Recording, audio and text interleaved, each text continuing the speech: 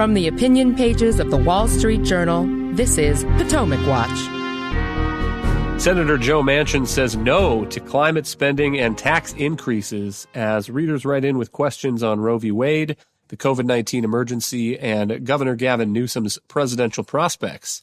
Welcome, I'm Kyle Peterson with the Wall Street Journal. We're joined today by my colleagues, columnist Kim Strassel and editorial board member Alicia Finley. Happy Summer Friday to you both. One of the biggest games in Washington Kremlinology this year has been trying to read the negotiations between West Virginia Senator Joe Manchin and Democratic Majority Leader of the Senate, Chuck Schumer, on some kind of spending reconciliation bill, a pared-down version of President Biden's Build Back Better agenda.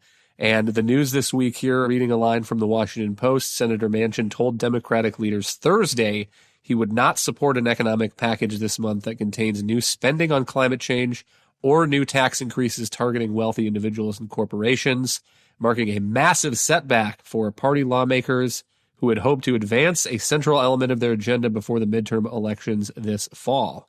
And let's start with a clip of Joe Manchin. This is him on Metro News West Virginia explaining his thinking. I said, Chuck, until we see the July inflation figures, until we see the July Federal Reserve rates, interest rates, then let's wait until that comes out so we know that we're going down a path that won't be inflammatory to add more to inflation. Inflation is absolutely killing many, many people. They can't buy gasoline. They have a hard time buying groceries. Everything they buy and consume for their daily lives is a hardship to them. And can't we wait to make sure that we do nothing to add to that?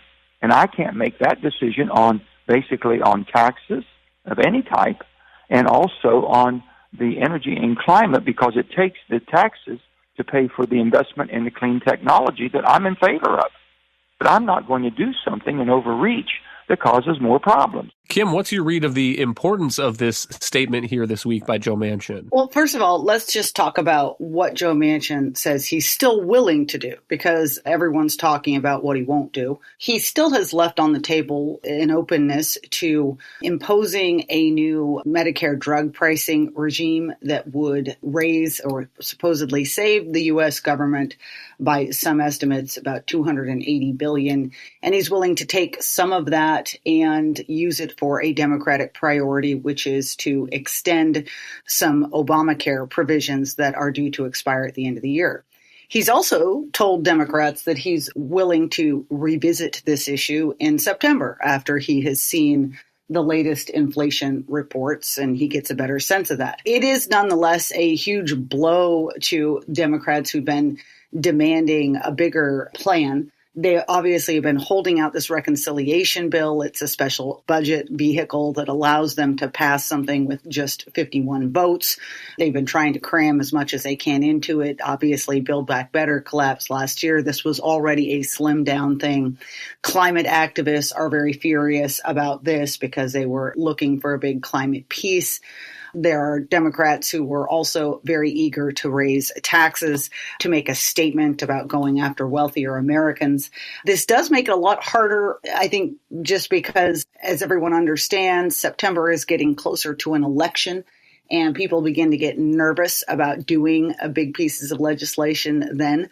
So this could potentially be the end of it. So right now, what Democrats are going to have to decide is he's left out there the possibility of doing what is actually quite a consequential bit of legislating, this Medicare drug negotiation piece and Obamacare piece. I don't like either of those provisions. They could take that, but they're very worried that if they do, that will be the end of it and they won't get any of their broader ambitions this fall. Alicia, can you give us a better sense of the details of this prescription drug deal that Manchin says he is open to? What would that look like and what would the effects be? And I would note that we have an editorial today, a price that isn't soaring prescription drugs, noting that if you look at the latest inflation data, prescription drugs are below the trend. Right. So prescription drugs over the last year have increased about 2.5% versus the 9.1%. And that was in the CPI report that just came out. Just over the last month, it was a 0.1 percentage point. Again, on an annualized rate, that'd be about 1.2%, which means essentially that prescription drug prices are increasing at one of the slowest rates of any other item in the index. I think smartphones actually declined by 20%, but most items in the index are increasing by at least 5 or 6%. And one of the reasons for why this is just increased competition from generics. Brand name or branded drugs, a lot of the immunotherapies, biologics that are coming onto market at 6-figure cost annually, and they get a lot of attention.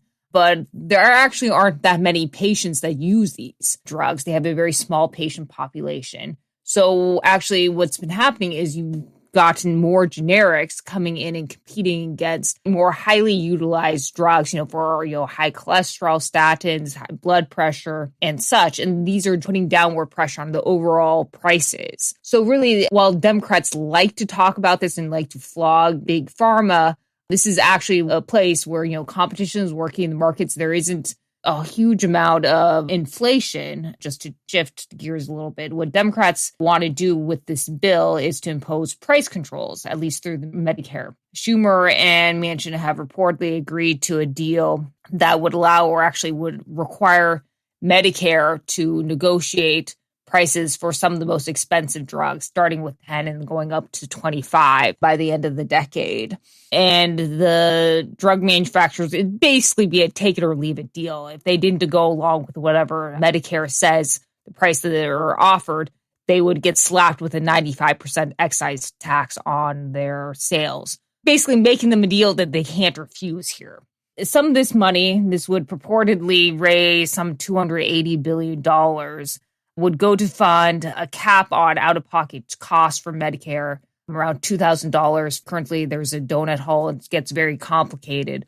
But this would cap the out-of-pocket costs for patients that right now have very high prescription drug pricing. So this is obviously very attractive to Joe Manchin. He's kind of made this an issue for the last couple of years, getting some kind of drug pricing. I wouldn't call it a reform, but some kind of deal to help, Medicare patients, seniors who are struggling with out-of-pocket costs. The problem, of course, is the money comes from somewhere, and the money is going to come from the pharmaceutical industry and from research and investment in new treatments. So somebody's going to pay, and it's going to eventually be patients who come down with diseases, cancer in 10 or so years, who won't be able to get the cutting-edge treatments that now pharmaceuticals are investing in and will no longer have the incentive to do so going forward. Senator Manchin also put out a statement this week basically saying, I told you so on the inflation figures, 9.1% year over year. And he said, no matter what spending aspirations some in Congress may have, it is clear to anyone who visits a grocery store or a gas station that we cannot add any more fuel to this inflation fire, unquote.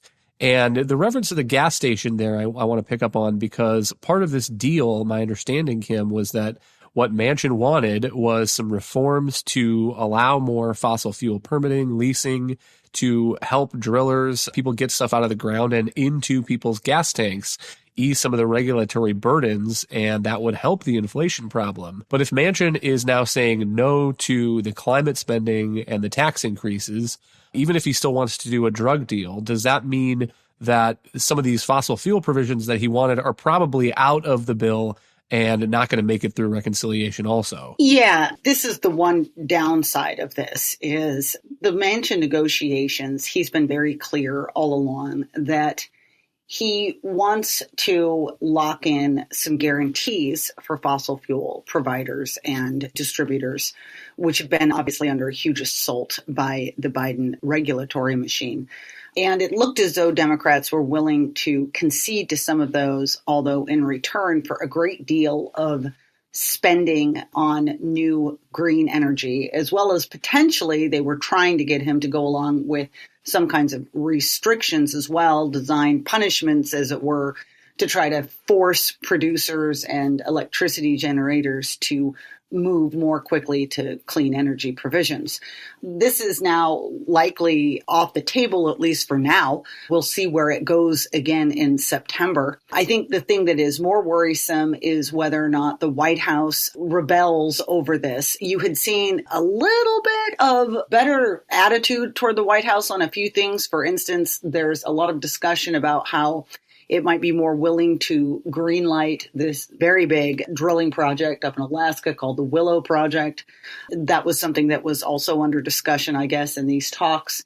But is it now going to turn around and not only are we not going to get any of those energy provisions or protections for the mainstream, all-important energy supplies that still fuel the vast amount of all economic activity in the United States, not only are we not going to get that, but you could see a Biden White House that turns around and out of petulance cracks down even harder on those who are producing. One other thing to keep an eye on is the reaction to Senator Manchin. And I'll read a quote from Congressman Jared Huffman, a Democrat of California.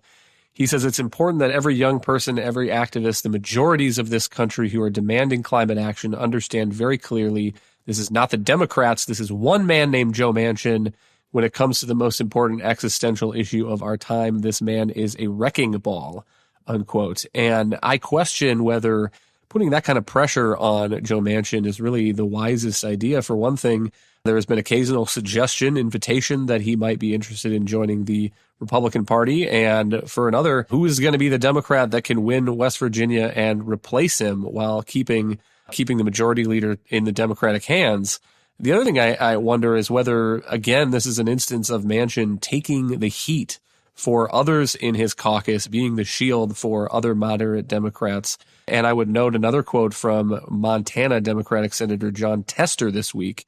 He said, I don't think raising taxes is a winner anywhere, okay? Alicia, do you think that's right? Do you think that there are others in the Democratic caucus who are quietly relieved that they're not going to be asked to pass a big tax increase here before November? Right. I think you're absolutely right. He was taking one for the team, especially vulnerable House Democrats who are in swing districts, but also some of the senators who were up for re-election but didn't want to pour cold water on the steel themselves. So he's kind of come out and taken the heat for them. I think there's Nevada congresswoman who also said, well, I don't think tax increases would be popular. None of the Congress members really think that they'd be popular, but they voted for them back last November. Most of the tax increases were supposedly now going to be in the deal. They all voted for almost all of them back in November. It was that time. One, it wasn't so close to the election. And two, they thought that they were going to get an increase in the SALT deduction limit, increase from $10,000 to $80,000 or so, which would have benefited at least some of their residents or constituents.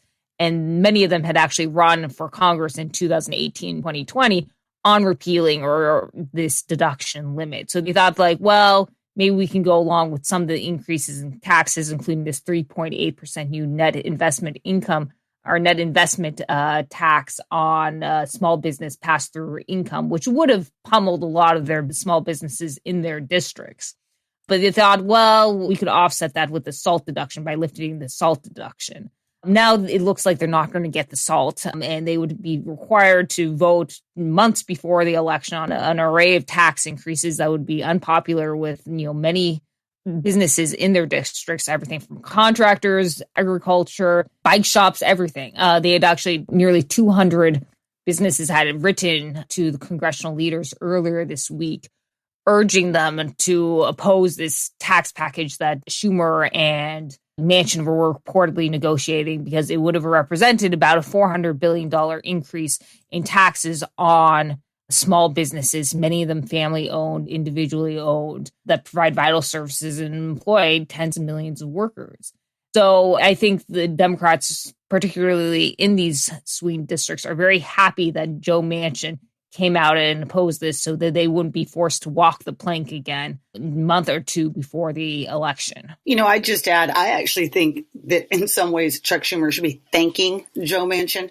Because if you step back from this, some of those issues that Alicia just mentioned, all of them threaten to blow up this bigger deal. There are constant infighting and disputes that have been raging around these negotiations about the tax portion of it, fights over the energy provisions, how tough should they be, Democrats who didn't want any of Joe Manchin's energy production elements, actually just sort of taking that stuff off the table.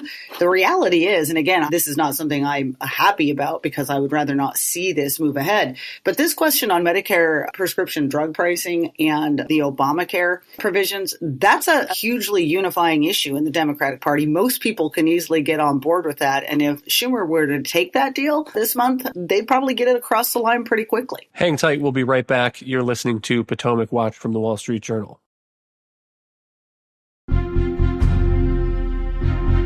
From the opinion pages of the Wall Street Journal, this is Potomac Watch. Welcome back. Let's do a Friday mailbag, and starting with the questions on Roe v. Wade. The House today is passing a couple bills to help protect abortion access. They are not going to pass the Senate, but Mark in Arizona wonders this. You've mentioned Democrats' desire to pass legislation to codify Roe.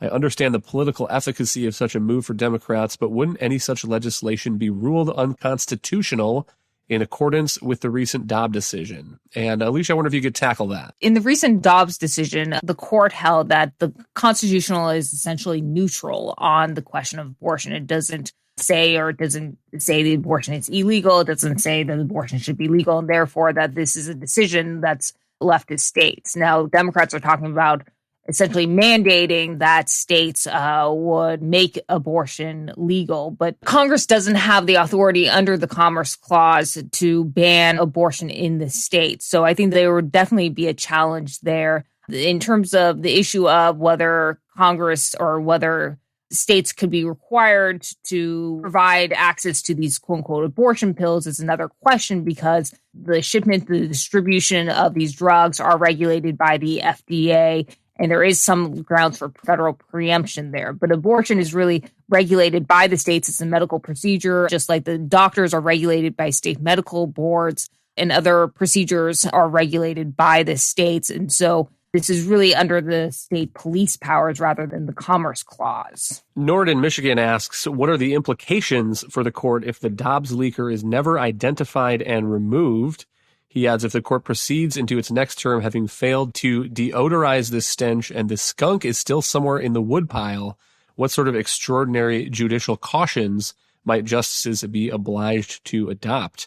And Kim, I think that's an interesting question. I would assume that they have already gone through the list of people who have access to draft opinions and how those opinions circulate. And I would assume they've already made some changes to that process. Yeah, I would agree with that. And just to answer the top line question, I think it would be extraordinarily damaging if the leaker is not found, because it will simply inspire more people to go ahead and do this in the future. And we saw the kind of terrible ramifications of having that draft opinion leak early. Now, in this particular case, it turns out that the final opinion did hew quite closely to what came out. But imagine scenarios in which draft opinions were coming out and states and other federal authorities were taking decisions, taking actions based on those drafts, reacting to them, and then maybe you end up getting an opinion that's entirely different. And that's before you even get to the question of the sort of respect for the Supreme Court as an institution and the idea that it has certain standards that are withheld and the people who work within its buildings adhere to them. All of that kind of goes away. I would wager that they have set up some new procedures.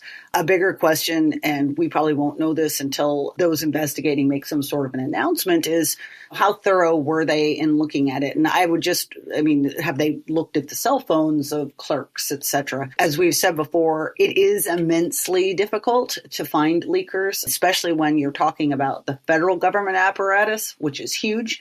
But one would hope that given the far more contained environment that is the Supreme Court, that they do get an answer on this. We have a couple letters here on our podcast this week about the COVID-19 emergency declaration and the Biden administration's intent to extend that. One says the COVID emergency declaration actually is what gives the president the power to forgive or waive most of the normal rules on student loans. So it's a very big deal for non-healthcare spending too. And another asks, does the fact that many of the COVID tests and vaccines are still under emergency use authorization factor into the decision to extend the COVID emergency? And Alicia, correct me if I'm wrong, but my thought on there is these are separate emergency processes, right? That's right. The FDA has a separate statutory authority to issue emergency use authorizations for treatments like Paxlovid and vaccines. The Emergency Health Authority, or the emergency law that the Biden administration is invoking, is actually quite limited.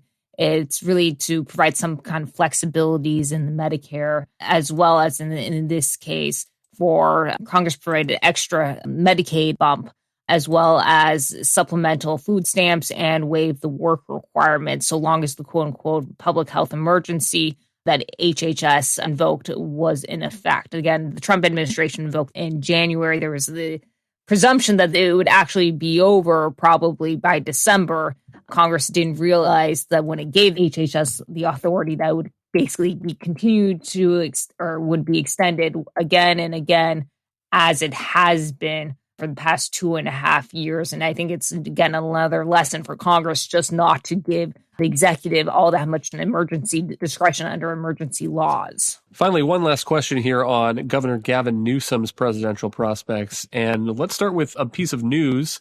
California Governor Newsom was in Washington while the president was gone, and outside the White House, here he is denying that he has any interest in higher office. I know there are a lot of people that are talking about you running there and potentially being comfortable there. What do you say when you see that? There's no part of you at all? No, because I don't know, it's one of those things. I've tried to say no way in every way I possibly can, including saying I don't know what else. I don't know what language. In fact, I may need advice and counsel of what's the language to express absolutely no. It's just fodder. It's made up, and it is, frankly, it's not helpful. It's not helpful to any of us, and it gets in the way of things we should be focused on. But Jack in California says that we were too quick to dismiss Newsom's presidential prospects. He says, as a longtime resident of California, I think this is dangerous. If I were an advisor to Governor Newsom, I would tell him that if he runs for president and wins the Democratic primary, his odds of winning the general election are overwhelming. And his argument basically breaks down, Kim, into the idea that President Trump is very likely to run for president again, and he may win the nomination, in which case he probably can't beat Newsom. If he doesn't win the nomination, he may run as a third-party candidate. But the argument basically is that President Trump is unlikely, as Jack says, to quietly and decently go away. So why don't you take that on? I mean, I guess he has a good point that whoever wins any major party nomination has a pretty good odds of becoming the president. Well, first of all, to Governor Newsom's complaint, if you don't want to be considered as in the running for the president, maybe don't run big splashy ads on TV that pretty much signal to everybody that you'd like to be seen as a contender. I see Jack's point. Let's talk about Gavin Newsom's qualities. He is certainly a study in contrast, in comparison to today's president, in that he's a lot younger, got a lot more vigor. There's that. He's obviously won statewide office in a very big state, and he would probably get a lot of fundraising. You're right. If he were the nominee, people would gel behind him. The one thing that I would maybe take issue with, and why I think the analysis is a little different in my reading, is that remember that one of the reasons Joe Biden ended up winning the nomination for Democrats last time was that even the Democratic Party understood that Bernie Sanders and the kind of progressive wing of the party was simply too radical for most Americans. I think that view has only sunk in even more now that America has gotten a good hard look at where those progressive policies, which is what Joe Biden decided to actually implement in the end rather than a centrist agenda, where those progressive policies land the country. I mean, hey, inflation, hey, gas prices, hey, baby formula shortages, all of this. Oh, terrible foreign policy. And so Gavin Newsom is the embodiment of that progressive spirit. And not only that, unlike Joe Biden, he has a long record as the chief executive of that state of implementing those policies, being in charge, and sort of owning a lot of California's terrible results. I agree entirely that Donald Trump would do far better for his party were he to quietly go away. And if he runs, it is going to become a major liability for the Republican Party. But I still don't know that that means that a progressive in the mold of Gavin Newsom is a shoo-in. Thank you, Kim and Alicia. Thank you all for listening. You can hit our next mailbag at pwpodcast@wsj.com. If you like the show, please hit that subscribe button on your favorite podcast app, and we'll be back next week with another edition of Potomac Watch.